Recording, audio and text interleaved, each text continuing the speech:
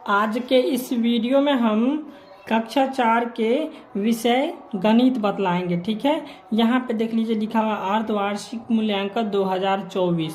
ठीक है, और यहाँ लिखा हुआ पटना बिहार। ठीक है, तो ये जो है सो बिहार बोर्ड द्वारा आया हुआ क्वेश्चन है। ठीक है, और ये सभी जिलों के लिए है। ठीक है, तो यही प्रश्न आपके सभी जिलों में आएगा। ठीक है, तो यहाँ पे देख लीजिए समय 2 घंटा है। समय 2 घंटा मिलेगा आपको बनाने के लिए, और पूर्णांक यानी 50 अंक का परीक्षा होगा। यहाँ पे लिखना है आपका अपना नाम लिखना है। यहाँ पे लिखना है रोल नंबर लिखना है यहाँ पे, और यहाँ पे विद्यालय का नाम लिखना है, यहाँ पे प्रखंड का नाम लिखना है।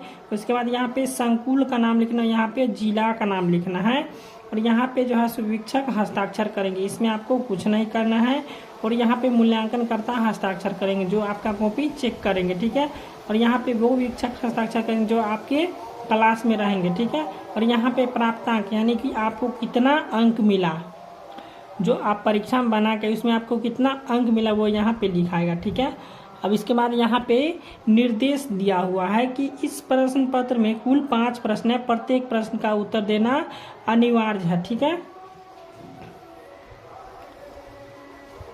अब यहाँ पे पहला प्रश्न है कोष्ठकों से सही विकल्प चुनकर रिक्त स्थानों की पूर्ति कीजिए। तो यहाँ पे 1 का 1 नंबर 1/2 का खाली जगह कहते हैं, तो 1/2 का क्या हो जाएगा, आधा हो जाएगा। ठीक है, यहाँ पे हो जाएगा 1/2 को आधा कहते हैं, यहाँ पे भरा जाएगा आधा।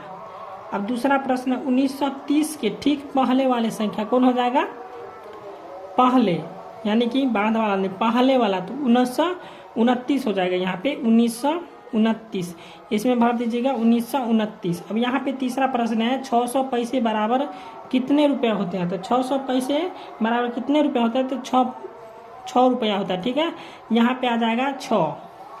अब यहाँ पे चौथा प्रश्न 1/3 का तुल्य भिन्न है। 1/3 का तुल्य भिन्न हो जाएगा 2/6।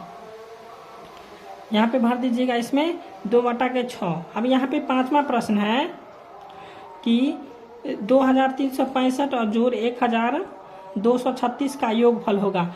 ठीक है, तो इसको आप जोड़िए कितना होगा, तो देख लीजिए यहाँ पे हो जाएगा 3601। ठीक है, यहाँ पे भरा जाएगा 3601।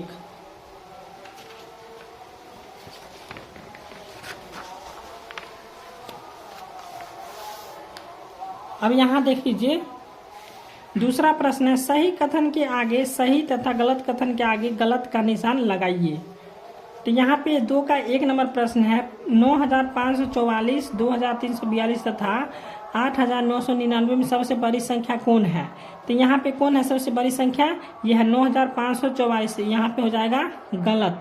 ठीक है, यहाँ पे दिया हुआ सबसे बड़ी संख्या 8999 है, नहीं है, तो यहाँ पे गलत का चिन्ह आ जाएगा। ठीक है, आप लोग यहाँ पे गलत का चिन्ह दे दीजिएगा। उसके बाद यहाँ पे दूसरा प्रश्न है 900 पैसे 90 रुपये के बराबर होते हैं। तो 900 पैसे मतलब कि 900 पैसे जो है सो 9 रुपये के बराबर होते हैं, ना कि 90 रुपये के। तो यहाँ पे आ जाएगा गलत का चिन्ह। ठीक है, आप लोग यहाँ पे गलत कर लीजिएगा, क्योंकि हमको क्वेश्चन देना है फिर सरकारी स्कूल में, इसलिए हम यहाँ पे कुछ नहीं कर रहे हैं। उसके बाद यहाँ पे तीसरा प्रश्न है 3/5 में अंश 5 है। तो यहाँ पे देख लीजिए ऊपर वाला को अंश कहते हैं, नीचे वाला को हर कहते हैं। तो यहाँ पे 3 जो है सो हर है। ठीक है, और अंश जो है मतलब यहाँ पे 3 जो है सो अंश है और 5 जो है सो हर है। ठीक है, तो यहाँ पे गलत हो जाएगा, यहाँ पे गलत का चिन्ह आ जाएगा। ठीक है, गलत कर दीजिएगा। उसके बाद यहाँ पे चौथा प्रश्न है 335 के ठीक पहले वाली संख्या कौन हो जाएगा, 334 है। ठीक है, तो यहाँ पे ये सही हो जाएगा। ठीक है, उसके बाद पांचवा प्रश्न है 8 18/2। अब तीसरा प्रश्न है यहाँ पे स्तंभ अ का स्तंभ ब के साथ सही मिलान कीजिए। तो यहाँ पे स्तंभ अ दिया हुआ और यहाँ पे स्तंभ ब दिया हुआ। ठीक है, तो यहाँ पे लिखा हुआ 50 का इसमें कौन हो जाएगा, यहाँ पे देख लीजिए रोमन अक्षर 50L है। ठीक है, तो 1 का आप क्या कीजिएगा 3 में मिला दीजिएगा। ठीक है, उसके बाद यहाँ पे दूसरा प्रश्न है 45। ठीक है, तो 45 को क्या कीजिएगा, यहाँ पे 45 9 5 45, तो 45 को क्या करेंगे 9 × 5 में मिला देंगे। ठीक है, आप लोग मिला लीजिएगा।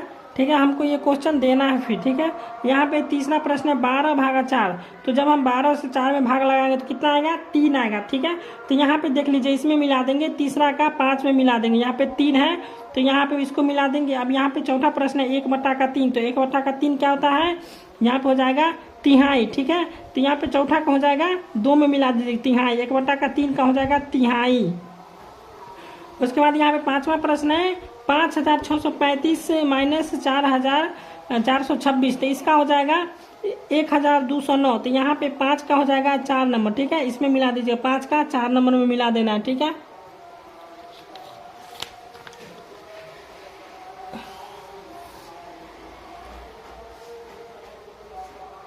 अब यहाँ पे चौथा प्रश्न है, विनय के पास 3600 कितना रुपया है, 65 रुपया है।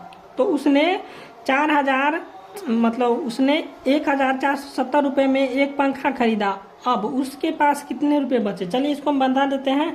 और यहाँ पे इसके अथवा में दिया हुआ। ठीक है, तो इस दोनों में से किसी एक प्रश्न को बनाना, चलिए हम इसके ऊपर वाला प्रश्न को हम बना लेते हैं। ठीक है, चलिए, तो विनय के पास कुल कितना रुपया है, तो ये देख लीजिए, विनय के पास जो है 3665 रुपया है। ठीक है, और उसके बाद यहाँ पे उसने जो है 1470 रुपये का एक पंखा खरीदा। तो यहाँ पे क्या करेंगे, 1470 में से 3665 में से क्या करेंगे, 1470 को घटा देंगे। ठीक है, तो यहाँ पे हो जाएगा 5 में से 0 घटाएंगे तो हो जाएगा 5, 6 में से 7 गया, नहीं घटेगा तो पैसा लेंगे तो हो जाएगा 16, 16 में 7 गया 9, फिर ये बच गया 15, तो यहाँ पे फिर 15, यहाँ पे 4, तो यहाँ पे बच गया 5, 5 में से 4 गया 1। ठीक है, अब बच गया यहाँ पे 3, 3 में से क्या 2, तो कितना बच गया 2195। ठीक है, तो यहाँ पे जो अब उसके पास कितने रुपए बच गए, तो उसके पास के विनय के पास कितने रुपए बच गए, 2195 रुपये। ठीक है, यहाँ पे हम लिख देते हैं विनय के पास 2195 रुपया जो है सो बच गए। ठीक है, अब इसके बाद इसका दूसरा प्रश्न है, एक कुर्सी का मूल्य 695 रुपया है। तो ऐसे 12 कुर्सी का मूल्य कितना होगा। ठीक है, इसके अथवा में दिया हुआ है बस के 2 टिकट का मूल्य 72 रुपया। तो एक टिकट का मूल्य कितना होगा, इस दोनों में से किसी एक प्रश्न को बनाना है। तो चलिए हम इस प्रश्न को हम बना लेते हैं, दूसरा नंबर प्रश्न। ठीक है, तो यहाँ पे ये दूसरा नंबर का हम बना रहे हैं। ठीक है, आप लोग ध्यान रखिएगा, और ये पहला नंबर का था। तो चलिए हम दूसरा नंबर का देख लेते हैं पहले कितना है। तो यहाँ पे देख लीजिए, एक कुर्सी का मूल्य कितना है, 695 रुपया। तो यहाँ पे हम लिख देंगे 695 और गुना हो जाएगा। उसके बाद ऐसे 12 कुर्सियों का मूल्य कितना होगा, तो यहाँ पे लिख लेंगे हम गुने 12।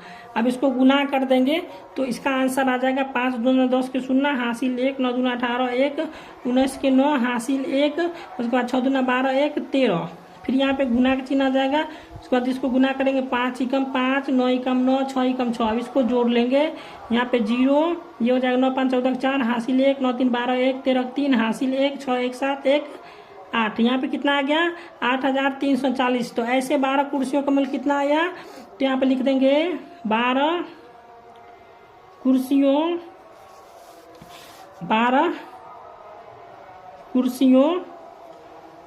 का मूल्य।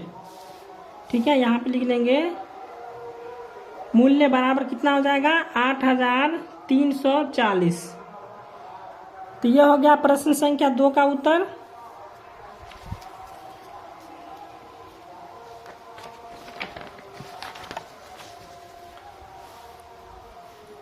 अब पांचवा प्रश्न है, पूनम के पास 2500 रुपया है और वह बाजार जाकर 1250 रुपया में एक शर्ट और 495 रुपया में एक पैंट खरीदती है।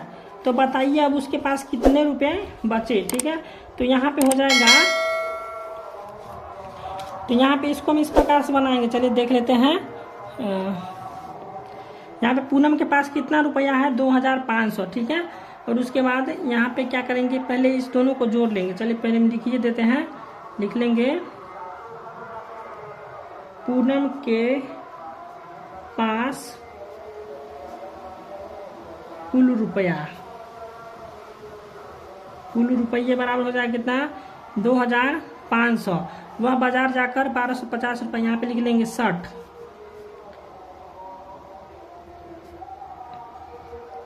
शर्ट कितने के खरीदे?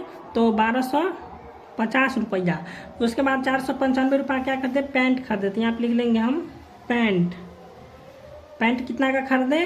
तो 495। अब यहाँ पे क्या करेंगे, इस दोनों को जोड़ लेंगे, इससे घटा देंगे, ठीक है। शर्ट पैंट का जोड़ते हैं पहले, तो इसके बाद हम इसको घटा लेंगे। तो चलिए इसको हम जोड़ लेते हैं। यहाँ पे जोड़ लेंगे 1250 और घटे हो जाएगा, जोड़ यहाँ पे हो जाएगा 495, 05 5 हो जाएगा, 9 5 14 4 हासिल 1, 4 2 6 1 7, उसके बाद यहाँ पे हो जाएगा 1। तो कुल कितना आया? 17 4 5, ठीक है। तो यहाँ पे कितना हो गया? 1745 रुपया। तो 1745 रुपये में उसने क्या खरीदा? शर्ट और पैंट खरीदा, ठीक है। तो पूनम के पास कुल कितने रुपए था? 2500 रुपया था। इसमें क्या करेंगे, इसको घटा देंगे। अब यहाँ पे इसको घटा लेंगे, 2500 और घटे हो जाएगा 1745। तो इसको घटा लेंगे, यहाँ पे 10 में से 5 गया 5, ये बच गया, फिर 9 में से 4 गया 5, ये बच गया। अब ये 4 पैंचा लेंगे तो हो जाएगा 14 में 7 गया 7, अब ये बच गया 1 में से गया 0, कितना बच गया? 795। तो हम क्या लिखेंगे कि अब उसके पास कितने रुपए बचे? तो लिखेंगे पूनम के पास 795 रुपये बचे। लिख लेंगे पूनम के पास 795 रुपये हो जाएगा यहाँ पे, ठीक है, रुपये बचे।